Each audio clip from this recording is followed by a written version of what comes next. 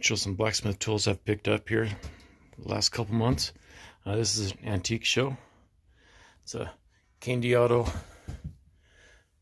number 0.5.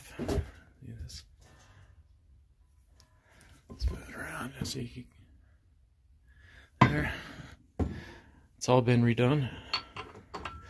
The only thing is it's missing the handle. But I'm pretty sure I can manage making one of those. Go over here. Friend of a friend had an anvil for sale.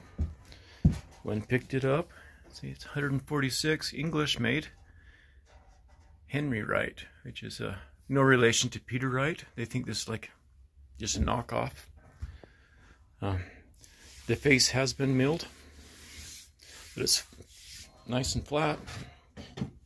Has a nice ring. So super excited to add this to the collection. Let's step outside. I've been wanting one of these for a long time. I got this from a local guy who got it from England. Really nice table. Jaws, 5 3/4 inch. Super excited about this one too. Traded a swedge block and some cash for it.